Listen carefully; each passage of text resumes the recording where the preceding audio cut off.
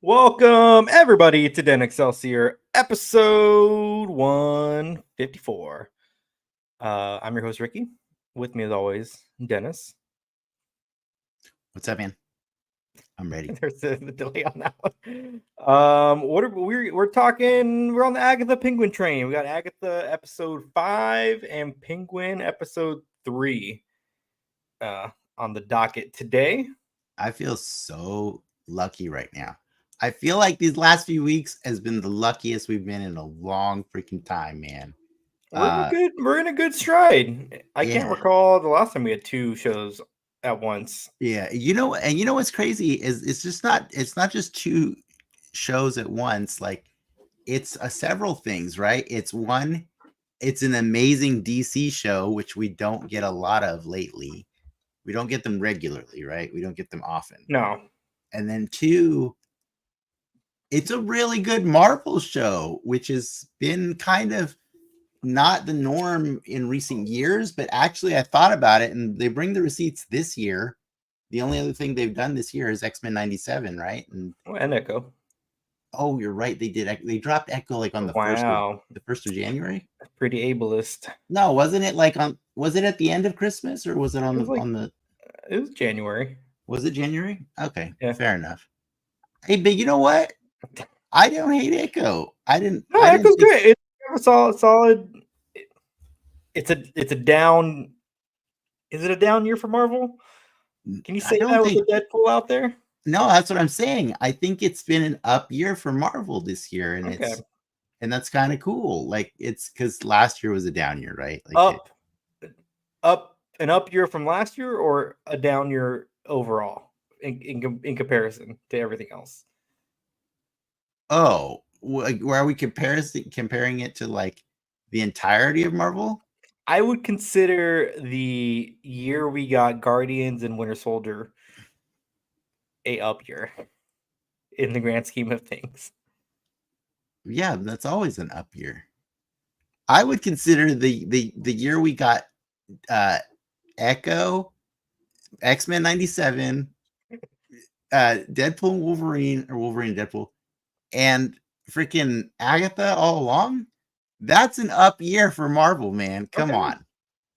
Like in the comments, get in the comments and tell me I'm wrong. It's an up year, but I think I appreciate the fact that they're two really good shows that fill separate needs or desires. You get the Penguin, which is more dramatic, more, I guess I don't want to say serious, but You know it's a what? Less and I mean this in the old school term, less theatrical, yeah, more cinematic, right? yeah. And Yeah. then we're getting With this kind of theater show. Like yeah. we're getting a theater show, which I mean it's theatrical, you know, it's still doing special effects and it's doing things you can't do in theater. And it's doing them well, yeah. But both of them, I've got to say, this week probably starting to fire on both cylinders. I think they're on pace with each other now. Like they're both entertaining me, and I'm just like, that's why I said we're spoiled, dude. I can't believe it. It's just it's really cool. I can't wait to talk more about those shows. We didn't actually say anything about them right now. Like we just said they're cool, and this is how cool they are. Well, what are, aside from the stuff we're gonna talk about later? What else has been filling your nerd void this week? Okay, I'm glad you asked. I'm gonna need you to be ready to press the button to stop me, Okay. because if I get too long, I'm just letting you know it's because of the amount of content I've absorbed this week.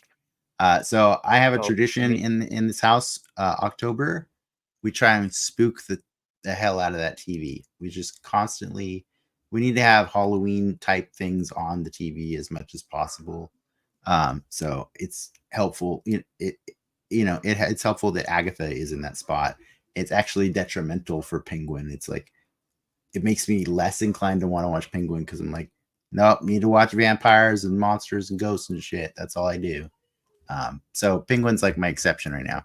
I watched Lisa Frankenstein last week. That movie is freaking awesome. I like the Ant-Man Cassie. I don't like her in but I do love her in Lisa Frankenstein. I also watched her in Abigail as well. Yep. And again, she's pretty good in that. But Abigail, I feel like for anybody who has not seen that movie, I highly recommend it as long as you manage to avoid reading any description about the plot. I think there is something that happens in that movie that if you watch it without knowing anything about it, it is a giant plot twist in the middle of the movie. And it sucks that when you go on the streaming services, they ruin the whole thing like right away. And so you're just sitting there waiting for like 40 minutes for the reveal, and it's dumb. So if you've never seen it, watch you it. read the description on like Netflix? Yeah. No, I just go off the cover, off the poster. All right. That's good to know. I watched Winnie the Pooh, Blood and Honey 1 and 2. Oh my! Is it entertaining? Hell yeah! The second one was super entertaining. The first one is laughably entertaining. The second one, they got like more budget. A whole universe they're building. Oh yeah. Oh, it's crazy. It's pretty amazing. I watched Salem's Lot, based on Stephen King. Is that a remake though? It is a remake of. I don't think they've ever done it as a movie. Is it a movie? Miniseries. I don't think they've done them as movies because Stephen King's books are pretty long for adapting to TV and stuff. I listened to another podcast where they get deep in like the Stephen King stuff. The priest in Salem's Lot, from my understanding, is also in like the Watchtower. Oh, there's a lot of characters in the Dark Tower. They are the Dark Tower, like they all. A lot of characters show up in and out. Like that's to my knowledge. The space turtle. Yes. I'm not your expert here on Stephen King. I just know that Salem's Lot was a rather entertaining I absorbed movie. Stephen King through like osmosis, and I'm like, those look like some thick ass books. Like I don't think I'm ever gonna read. But if I could just like get a mini movie on the turtle, I think I'll be cool. Fair enough. Like, I'm sure. Give me the turtle stuff people talk about. Here's the thing: at the rate at which like Prime and Netflix are competing for these types of stories, you'll probably get the turtle story. That's actually, I'd be very curious on like a documentary on his like movie financials, like how those deals and like because from my understanding, people like pre-buy his like books before or pre-buy the rights to his books before he's even like done with stuff. Yeah. Or like just on a whim, hey, whatever you write next, we're buying it. Peace. Or possibly instead of a docuseries, maybe it's a podcast that you do. I don't want to put in the work for this one. I'm not that invested. I just want to. I just want the turtle show or the turtle. Fair enough. The Stephen King turtle talk. Well, just so you know, Salem's Lot. If you're a fan of Fright Night or other vampire movies where the victims are not stupid and they do kind of know what's going on, that's a fun one for that. Same with Abigail too, also.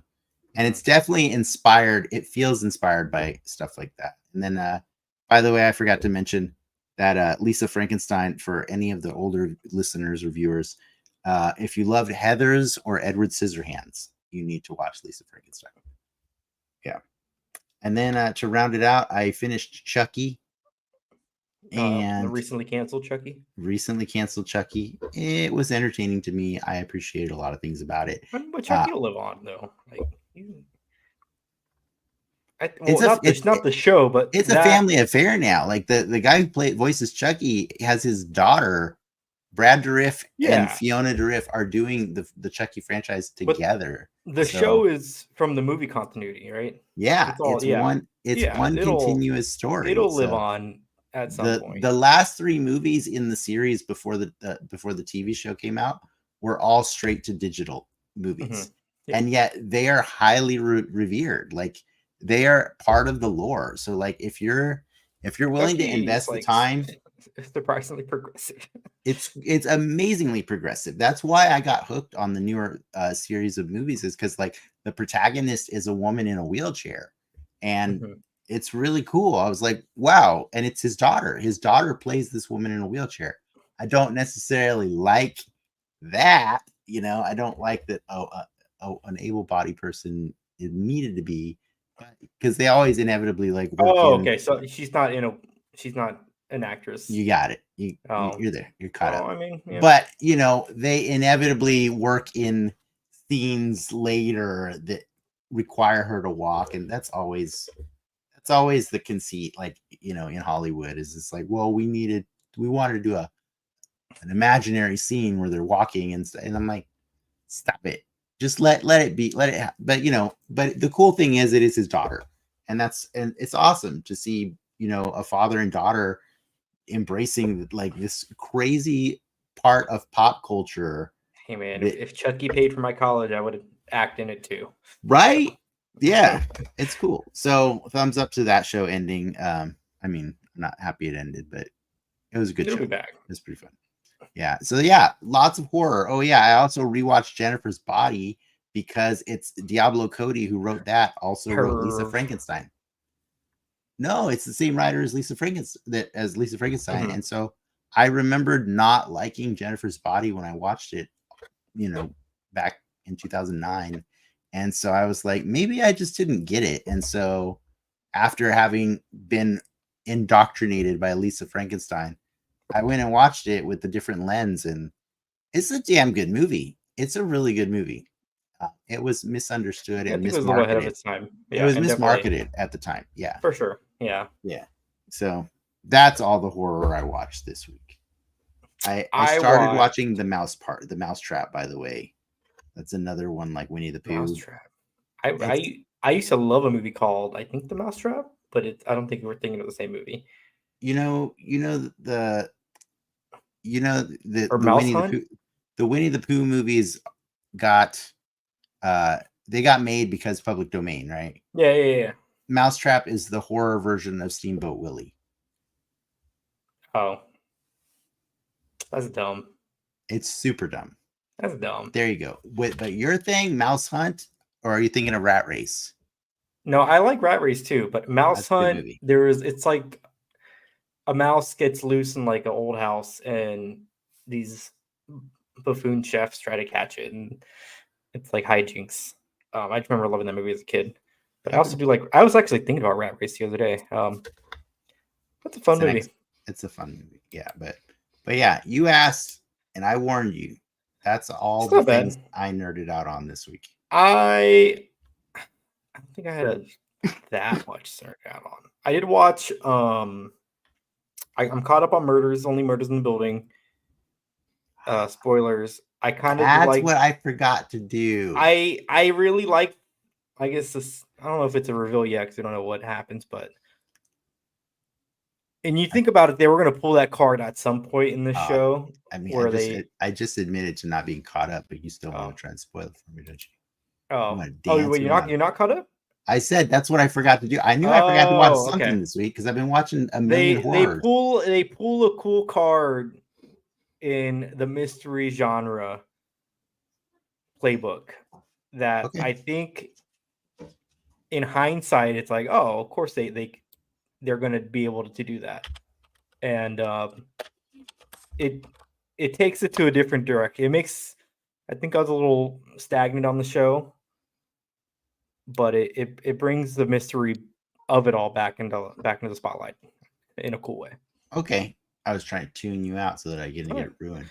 I was gonna spoil it for you. Nathan Lane and Lee Evans in Mouse Hunt.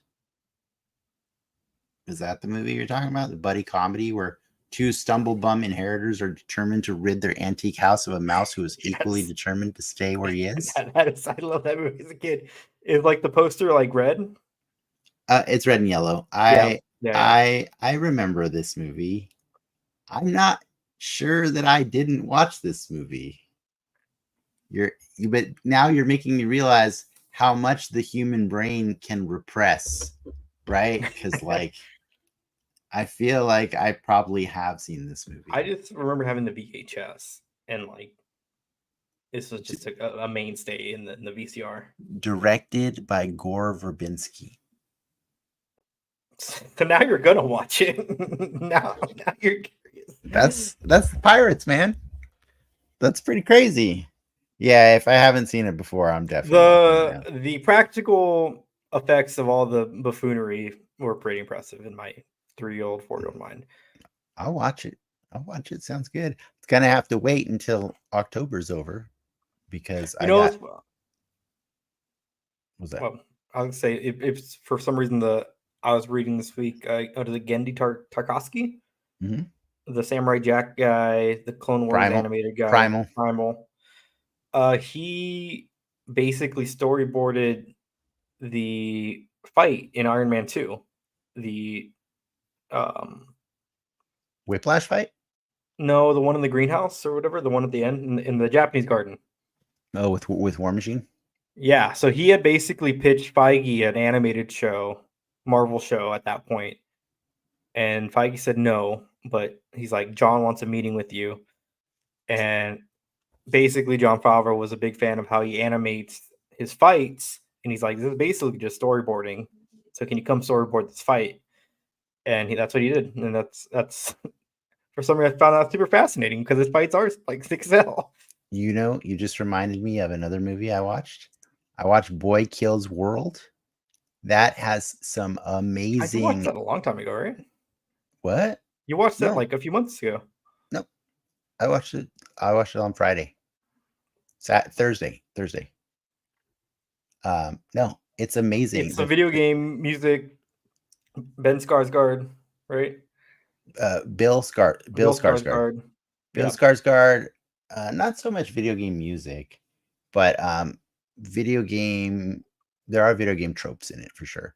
It's not like Scott Pilgrim or anything like that, but but I will say the fight choreography in that was so inspiring that like I do the toy photography, and I was like, you know what, I'm gonna start mining this movie for shots that I can kind of mimic with the photography I do, because the camera work is so dynamic that you just feel the action. It's a really great movie. Super violent, so violent. My wife had to like close her eyes a few times and cringe, and it's way violent.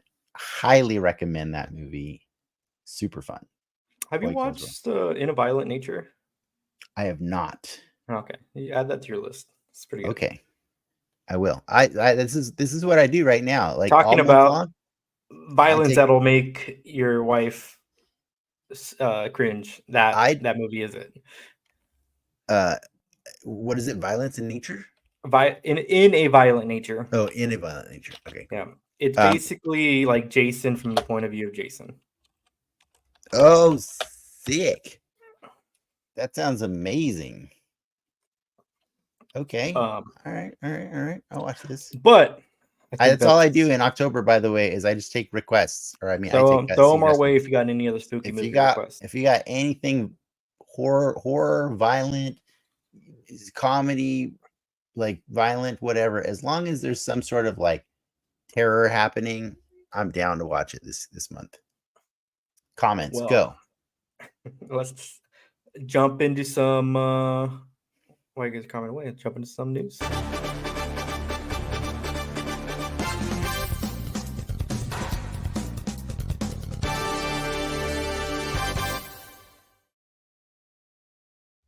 All right. Our Green Lantern DCU show has finally rounded out its, I guess, trio. So to recap, we got Michael Chandler as Hal Jordan. Kyle Chandler, not Michael Chandler. He's a fighter. Kyle Chandler as Hal Jordan. Right. We have Nathan Fillion as Guy Gardner.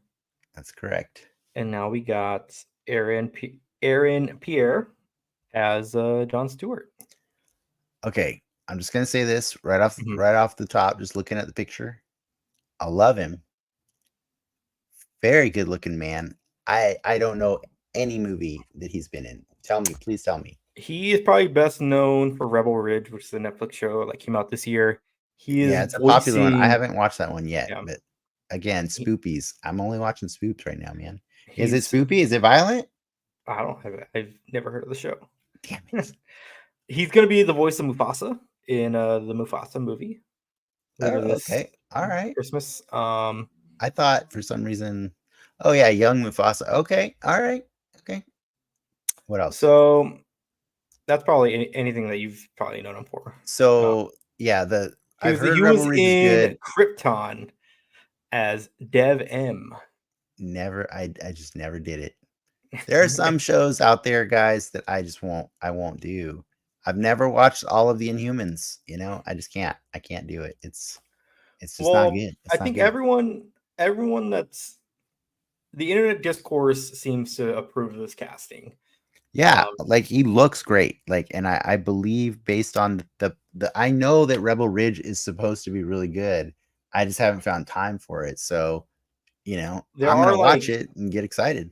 there's definitely some like colorism comments.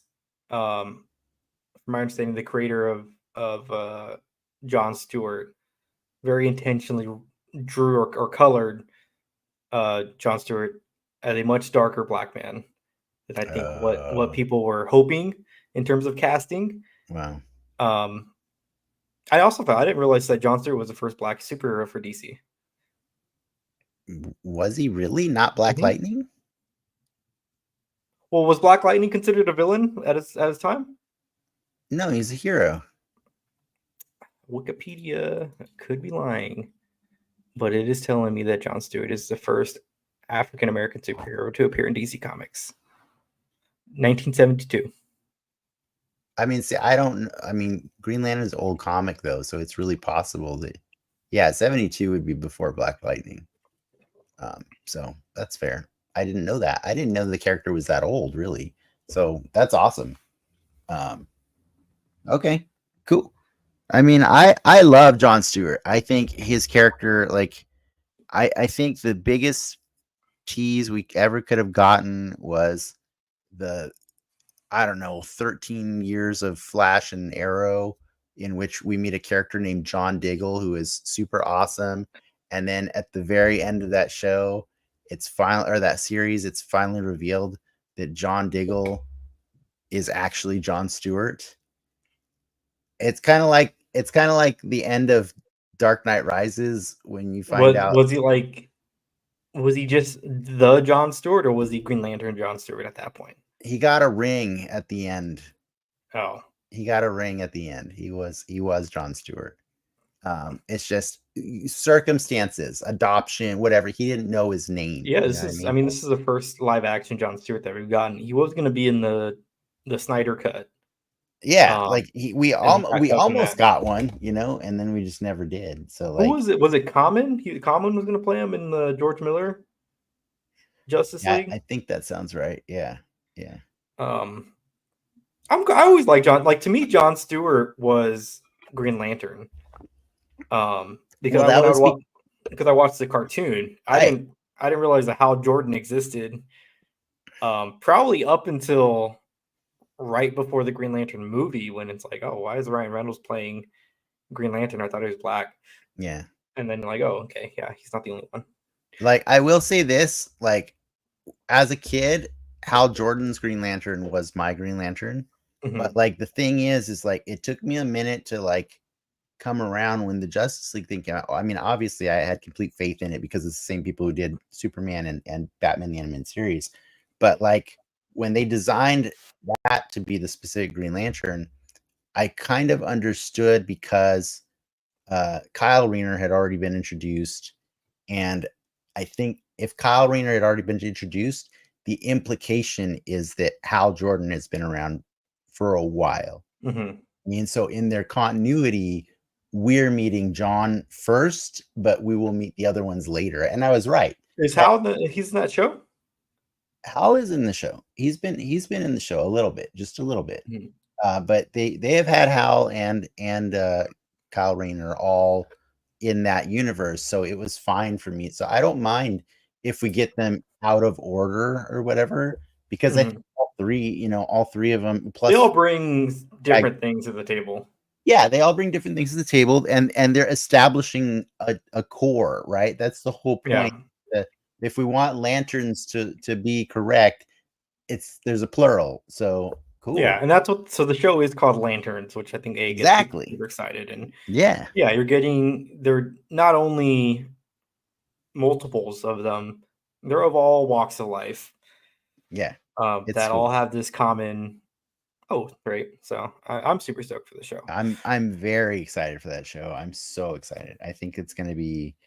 It's gonna. It's an HBO show, so Hey man, I'm pretty happy right now when HBO makes these that means shows. they can So say swear words. if they can say swear words, I mean they tried to swear a lot in Arrow and you know it just always got beeped or something. It's yeah. That's all I got. I like that one.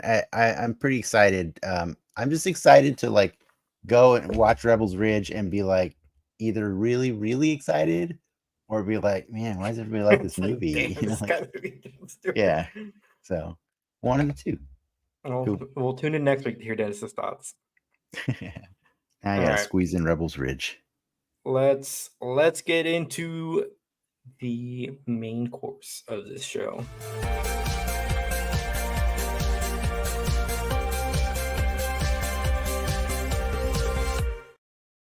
What are we talking about first? You wanna Agatha? I think Or- dealer's choice, man. Like you, what do you want to talk about Let's first? talk about Agatha. It's fresh. So we're recording the show on Wednesday at 8. The show came out 2 hours ago, like at 6. Um, Agatha, season 1, episode 5. Do you have the title handy? Because I do not. It was, you know what? I don't have the title handy. I had it earlier. Well, the Salem 7 finally catch up to Agatha and company, and it leads them to their next trial. And in this trial, we see maybe Agatha's true motives be slightly revealed. And we also kind of see the teens, a little bit more of the teens' backstory. Not necessarily backstory, but what his whole deal is. I mean, we get again. This show is doing such great things because what it did this time around is tell you we're not going to save this weird twist till the end. That's dumb, right? And like unlike this show we did called WandaVision, like I love that they pretty much revealed, spoiler warning, that it's Wiccan, right? Like this we got that. It's Wiccan. Yeah, I think you Am could I have wrong? gotten that. You didn't? Did you? I mean, the show was intentionally giving you a red herring. Red herrings exist for reasons, right? What was his red herring? That he The was her red son? herring was that he's her son. No, dude, bro, the haircut on that kid was Wiccan from day one. Oh, so tell me what her son's haircut looks like. Exactly. Two people can have the All same I, haircuts. yeah, that's not how these shows work, though.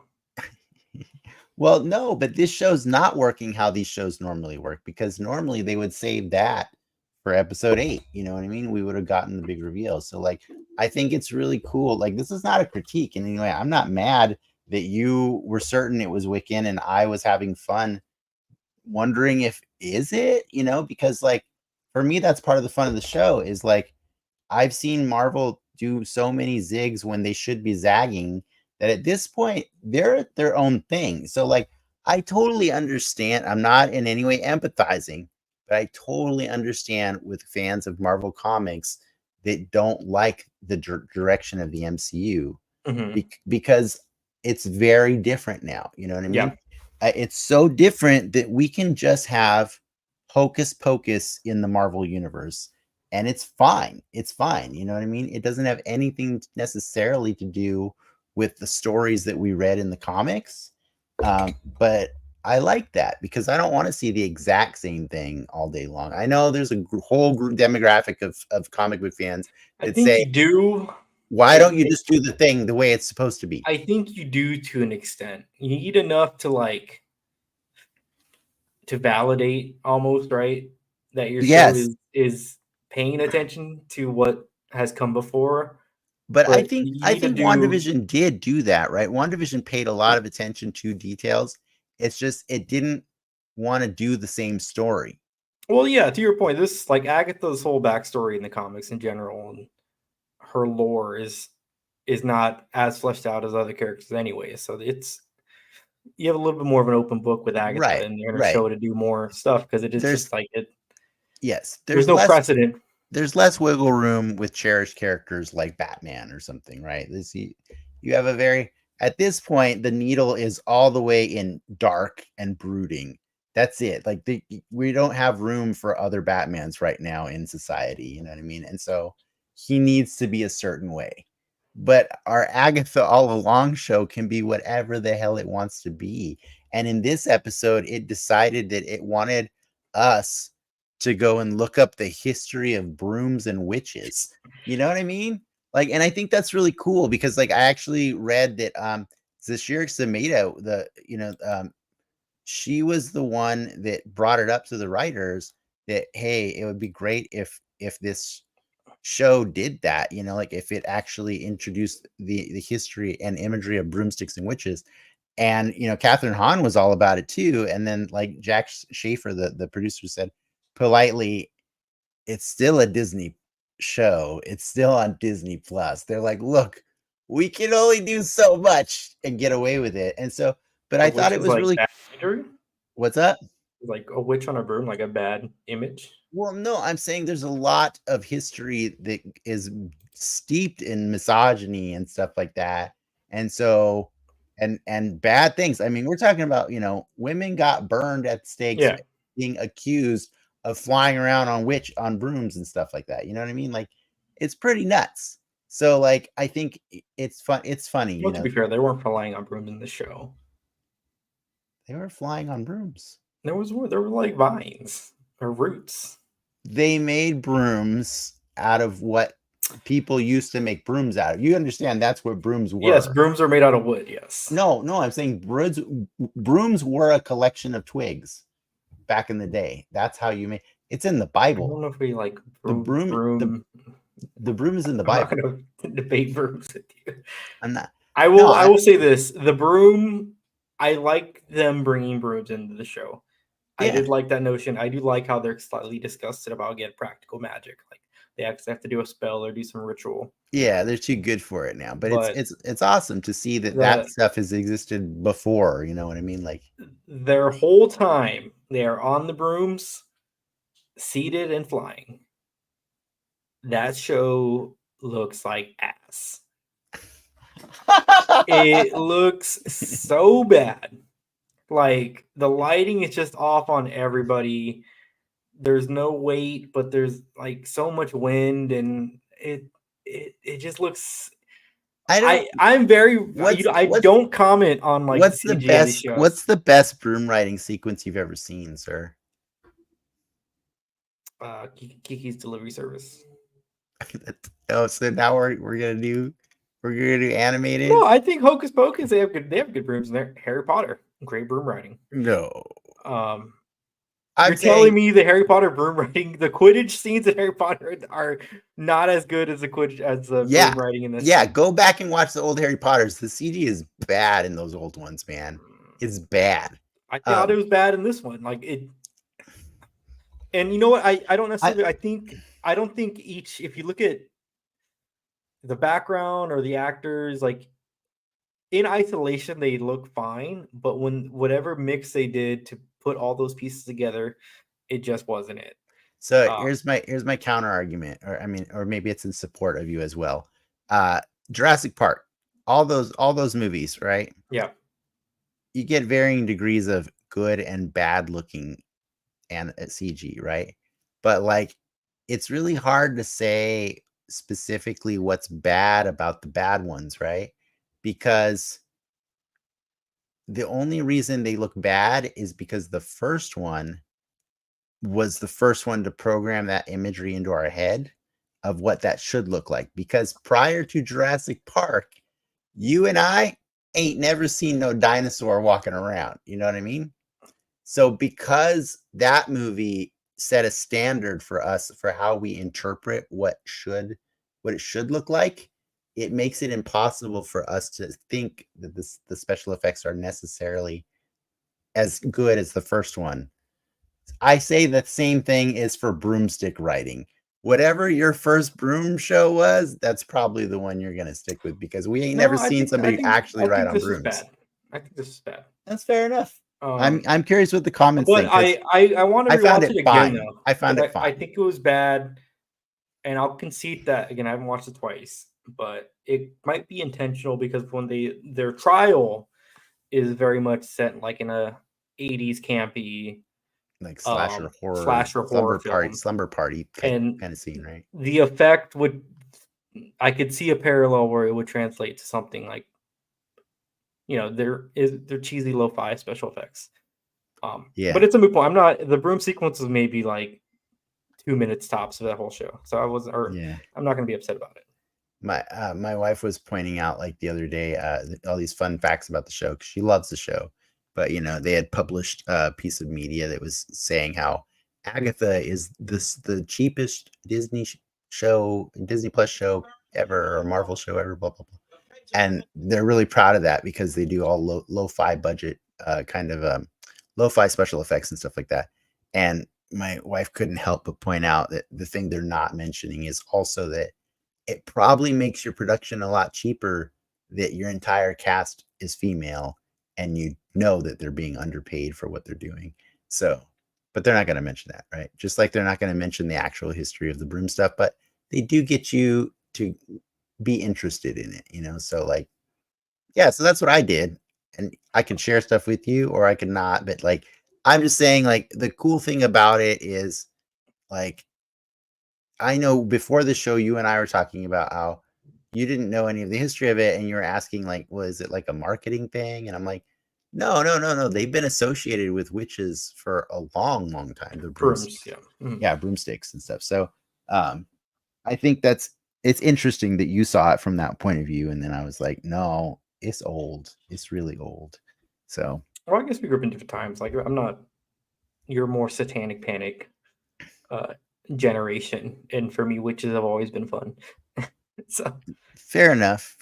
Yeah, like I did grow up in a time where there used to be news shows about the dangers of D&D, and that was weird because I'm like, I thought it was just a game like that people played. But yeah, I just come from a different time where people, but if you think about that, if I came from that time and I'm only like one generation behind you, then think about the generation that was calling people witches and burning them at stakes. Like they were very removed from what we would consider normal. Yes. You know what I mean? Like, so I think it's cool that the show is being a witchy show and it's celebrating all the things that are witchy. You know what I mean? Like whether or not you find them corny or whether or not they inspire you to go and look up history and be like, wow, that's really crazy. Like, I think this show is the witchiest thing that is ever witched on TV that I can think of.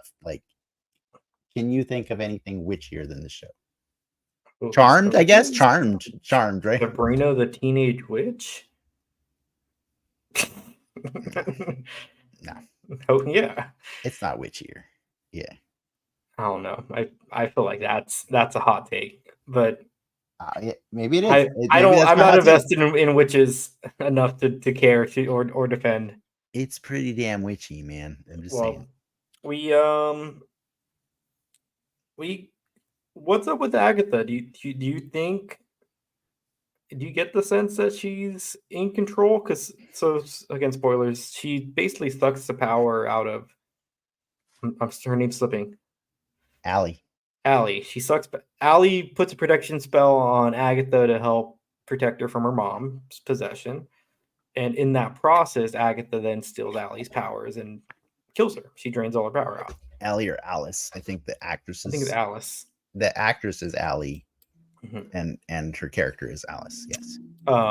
And so everyone in the show, it ends up with everyone hating Agatha, right? Like, Agatha, you suck. You only want her powers because they all hate her anyways because she's evil witch number one. But I think there's a sense or there's a play where Agatha might not be fully in control of what she's actually doing. Yeah, I don't think in fact, I think the proof that she's not fully in control is the name that shows up, to stop at the end of their little escape room trial. Nicholas Scratch is the person who's potentially controlling the Ouija board. If a Nicholas Scratch is talking to her, who's to say that they're not manipulating the situation somehow? You know what I mean? Like, we already know through the first episode and through WandaVision that Agatha can be manipulated, right? She like it wasn't like 100% her doing everything to Wanda, was it? Like, it was kind of Wanda's power also. Wanda did the big stuff. Agatha controlled Wanda. Right. But Wanda's the one that dictated that every scenario be a different TV show that she grew up with, right? Yeah. Like, so she was imposing that on Agatha. Agatha had to like be a character in each of those stories, even if she had, was puppeting Wanda. There's a lot that can still happen. So yes, I think whether it be Nicholas Scratch, whether it be Mephisto, whether it be Wanda, who knows? I do think Wanda is somehow in control of Wiccan. But I just want to remind you one thing. This is the thing that bit us in the ass at the end of WandaVision, and it's also the freaking title of this show. It could very well be Agatha All Along. I'm fine with that. I don't. There's not a lot of villains in the MCU. Not a lot of villains in the MCU that are just evil. Give me I want an evil person. Give me a foil to Wanda. Well, I think the cool thing about Agatha is she's if she turns out to be evil, if she turns out to be evil, she's still not one-dimensionally evil, right? We have depth to her now. We understand things about her, and we understand how those things have shaped who she's become, right? So I think that makes for a great villain. So if they want to go the villain route with her, I'm on board, because she's way up there now. Her performance of this character is amazing every time. So yeah, I'm down if they want to do that. But if they don't, if they want to make the fans, a certain group of fans happy by making her go the hero route, then I'm still enjoying this journey, right? Because she's going from a starting point of being that bitch to going to the end and being, somebody cool. Somebody cool. I mean that bitch in the Lizzo sense is what I mean. I was gonna let you walk yourself out of that one. You weren't, or you were gonna? Yes. I meant it in the Lizzo. But I think it was a solid episode. I'm intrigued. I'm still intrigued on where this show's going, and I think having this type of twist, to your point, put in at this point in the season, for me, I consider that a neat trick, because then we get to see what happens next, and we get to really dive into what actually happens next, as opposed to it being a tease. I freaking love that show so much. It's so good. But I did tell you last week. I said last week, hey Ricky, I don't know, man. Something changed in the Penguin, and I wasn't feeling it the same way. And I think I was feeling more Sophia Falcone than the Penguin, which isn't a bad thing. It just made me say, like, maybe don't call it the Penguin. I'll walk that back this week. This week, it was the Penguin, but it was also Sophia Falcone. And it was like their team up. They teamed up together, right? And but it was him, I think, that's playing her slightly. Again, he's always just barely pulling it off. You get the sense that he's definitely playing her, but it's hard to read on her. Yeah, how much she's allowing the play, like the double. It's like the double crossing, the double cross. Yeah. Like, she might still be playing him, right? Like, she might still be. But like, what was really beautiful is the nuance that we got. Like, all these little details that emerged about this character, which were exactly the things I was saying last week, right? Like now there's a mystery. I want to know things about Sophia because I want to know, like, was she really the serial killer? How Found old were out. the kids? What? I don't You think found she out. was. Yeah, Yeah. she's not, right? She was set up as the patsy for something, right? We don't know that she has ever killed, but I do believe she's capable of it. But yeah, like we don't know what she's capable of now because we don't actually know who she is. All we know is she's the victim of some in family like double crossing and somebody has to take the fall, punishments that don't fit the crime kind of thing. So yeah, she's a really complex character, but she was forced to team up with Oz in this episode, in episode 3, and it's called Bliss, that one. And yeah, You they're get some trying to really cool world building because you get the bliss part, which is the new drug that has ties to Arkham. Which Arkham. Who can hang out in Arkham? Scarecrow, kind of Arkham adjacent. Could be a Hugo Strange type of thing. But you open that door now. Like we're right, fully into that door. right, But then right, we right. also see the backstory of kind of Vic on what actually happened during the event of the Dude, he Batman lost movie. his parents last week. He lost his You parents last week.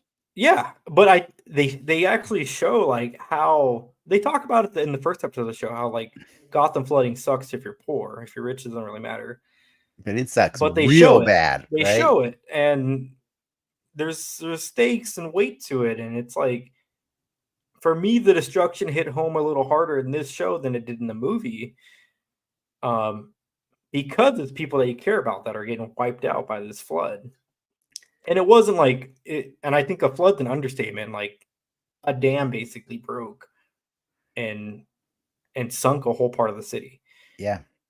Yeah, it's crazy. That watching that sequence was like, I remember my wife and I were both just like, oh, oh, they're showing this. Like it was really shocking to see, but it really made you feel so much more for Vic Aguilar, which I already was feeling for him, but I was also kind of worried about, like, is this what it's going to be every week? Is the Penguin pointing his gun at him?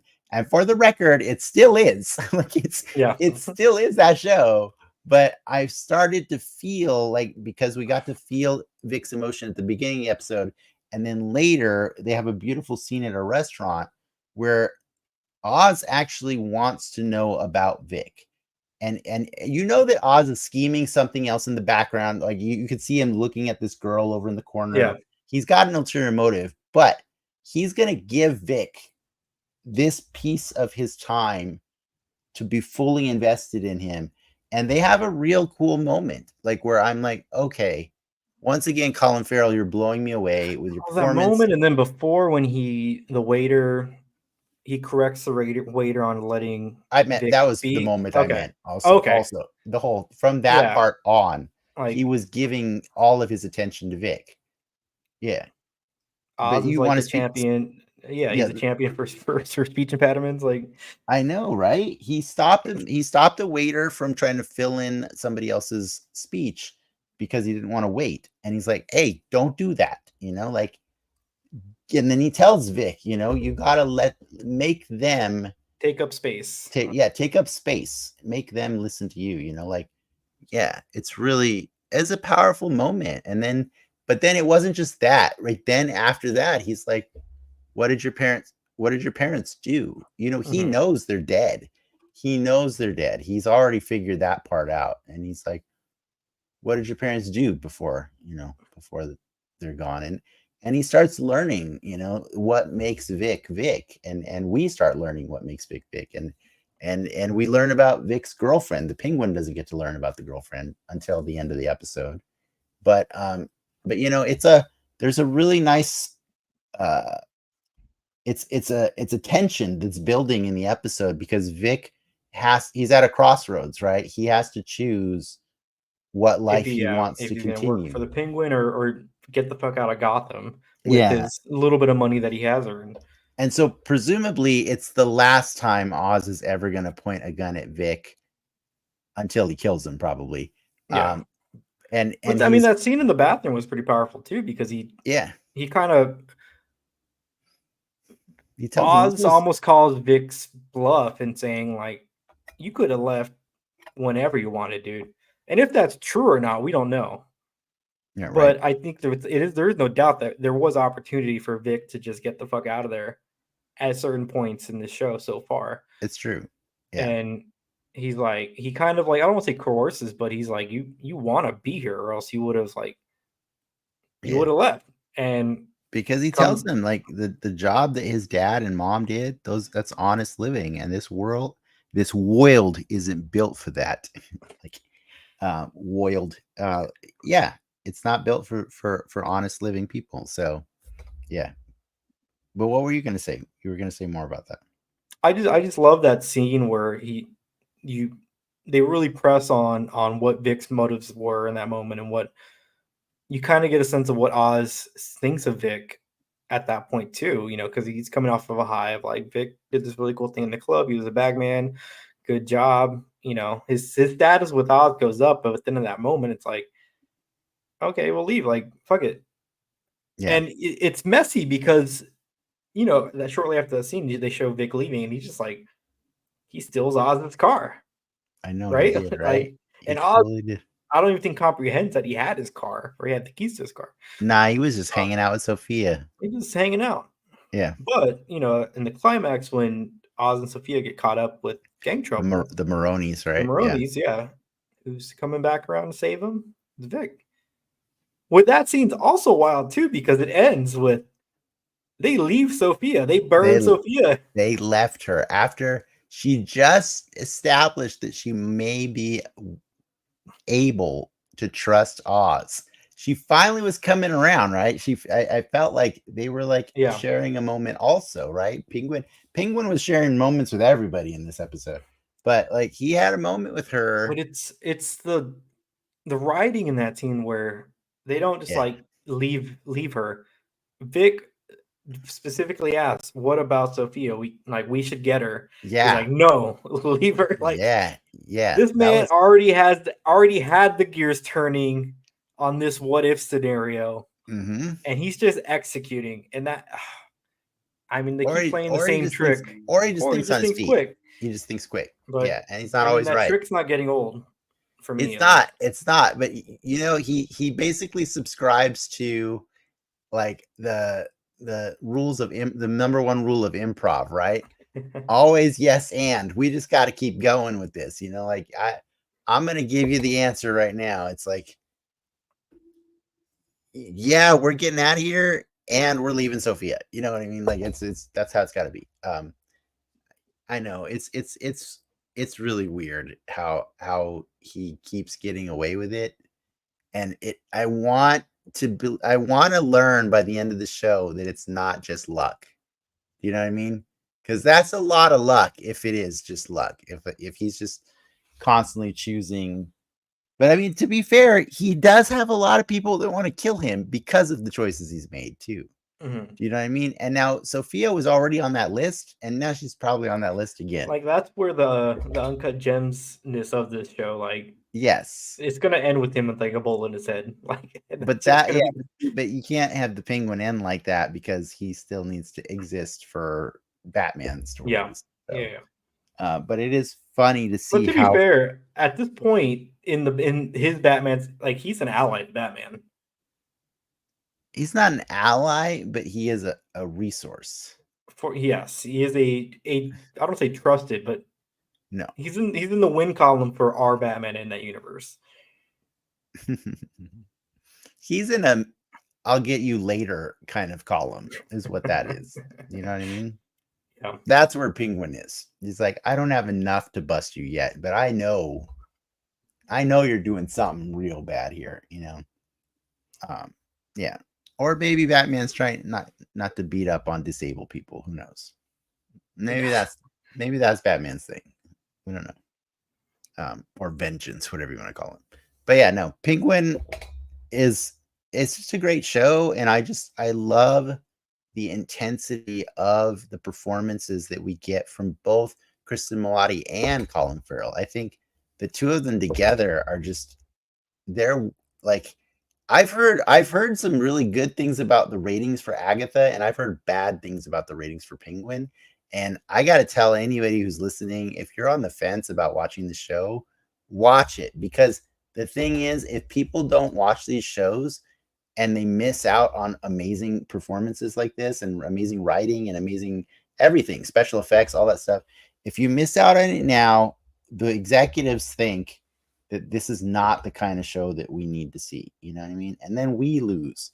We lose when people don't watch these things. That's why we watch this crap, because like we want to reward them for good behavior. This is why I have not gone to see The Joker 2 Folie à Deux. I'm not going to see it. Okay, I'll see it when it's on TV, but I'm not helping them at all. Like, because even the negative publicity that it gets still helps it get more ticket sales. You know what I mean? Like, it's weird. I don't know about that one. People do not like that movie. I know people don't like that movie, but what you create is a subset of viewers that want to hate watch a movie or want to go see just how bad it was for themselves.